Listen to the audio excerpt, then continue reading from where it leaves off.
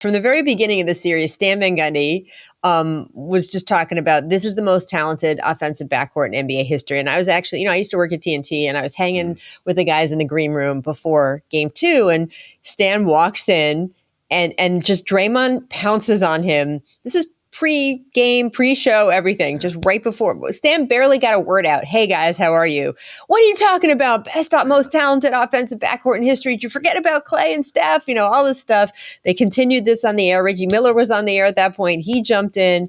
So I want to get your guys' take on this because Stan has looked more and more correct as this series has gone on, but we are prisoners of the moment sometimes. And, Clay and Steph, dude, 4 titles.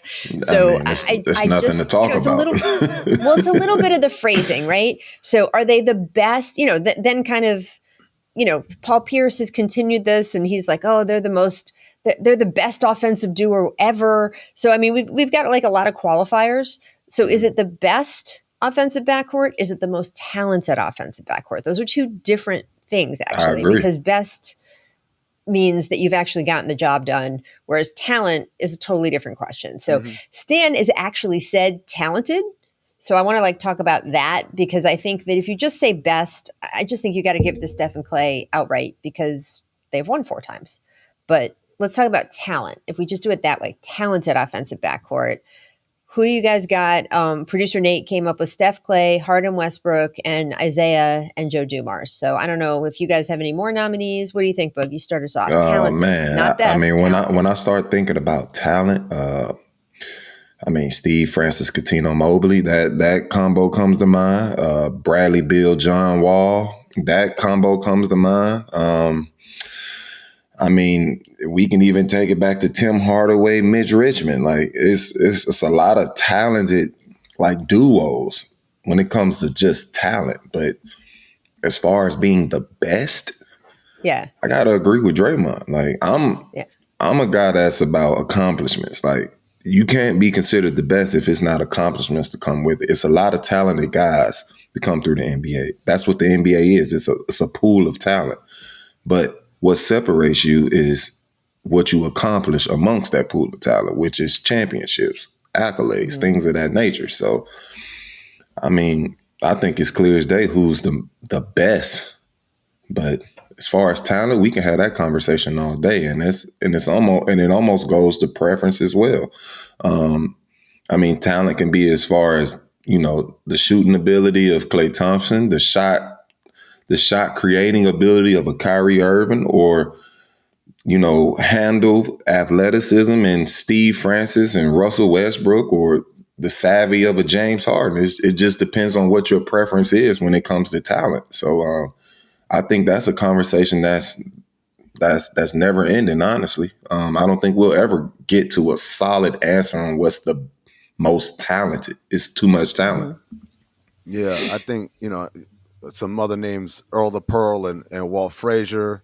You got Penny and Jason Kidd. I know they got hurt, but that's as talented as you could get in the backcourt that they had in Phoenix. You got there's a lot of options out there, and like Boogie said, what are we talking about talent? Because I can say that Kyrie and Luka are more diverse with their skill set than I would say Steph and Clay. Right. I don't think you could throw the ball to Clay and have him create for others in the way that Kyrie, Luka, or Steph can. Right. That was Stan's big argument, at least when they're having the fight in front of me, which was pretty funny, was look, Clay can't create for someone else the way that these 2 guys can. And that limits him so much that you then have to take that whole pairing down a peg compared to these guys. Now, the flip side of that, though, Rachel, is can any of those guys guard like Clay could? That's talent, isn't it? Well, this is offensive. Oh, okay. Yeah. All right. That's fair. Again, we're qualifying. We have everything in these arguments. It's sort of what are we saying? What's in the 3 words? Best what? Best talented offensive duo, best offensive. Anyway, but look, to your point, right? But when you say it like that, as far as creating, maybe he's not the guy that's creating off the dribble, but the attention that he gets from his shooting ability creates opportunities for others. So that's still a form of creating. Yes. So, like I said, it just depends on your preference of talent. When you played with Steph and Clay, was it different actually being on the court with them or in the locker room with them or on the bench watching them than it was as an opponent? Like when you were there on the court with them and watching them do their thing, did it feel different? Or as an opponent, you get it, how good they are? Man, anything that left their hands was going in the basket. Like, I mean, is that how it felt as a teammate? Yeah, it really did. And that was the easiest basketball I've ever played in my life. It was literally just like, pick your poison. Like, if you set a good screen, the big's gonna overreact. You're gonna have a wide open layup, or the backside's gonna overreact. Then you have a wide open. It was musical chair. It was just like, pick your poison. So, like I said, I get where they're coming from as far as, playmaking ability with the ball, off the dribble, passing, things of that nature. But if I set a crazy screen on the guy that's guarding Clay, the big's gonna jump out. The guy's gonna fight his ass off to get over the screen, and I have a wide open slip, which is creating a shot for myself. So that's still creating opportunity for the next guy with his shooting ability. So that's why I said it earlier. When it comes to talent, it's more about what's your preference of talent. Friends, it's conference finals time, the best time of the year. Games every night with the Final Four duking it out. Now, even though the season is winding down, there is still plenty of time to get in on the action with our partners at DraftKings Sportsbook. Right now, all new customers who deposit just $5 will get a no-sweat bet up to $1,500. That's amazing. Get a bonus bet back in the amount of your original bet if your first bet doesn't hit. Even if you lose, you still win with our partners at DraftKings Sportsbook. If it sounds too good to be true, it isn't. New customers who deposit just $5 will get a no-sweat bet up to $1,500. Returning customers, don't worry. DraftKings is making sure to hook you up as well. All returning customers can score a no-sweat NBA bet also.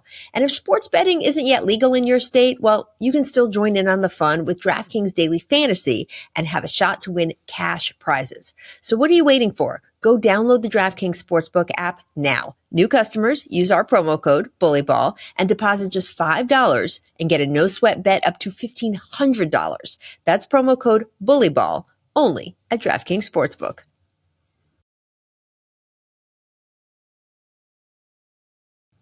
Have you ever wondered if Chet Holmgren might be a descendant of Abraham Lincoln? Or if a UFC fighter could beat an alien in a fight?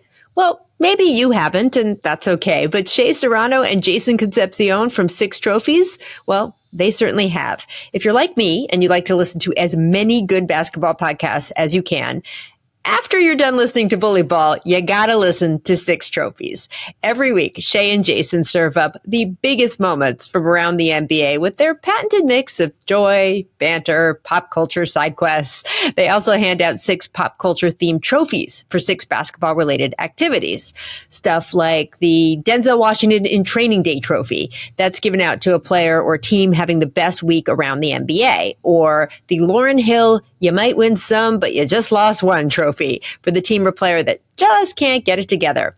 Plus a bunch more trophies for all the good, bad, or just plain head-scratching moments around the NBA. So follow Bully Ball, but also follow 6 Trophies on the Wondery app or wherever you get your podcasts. Or you can listen ad-free by joining Wondery Plus.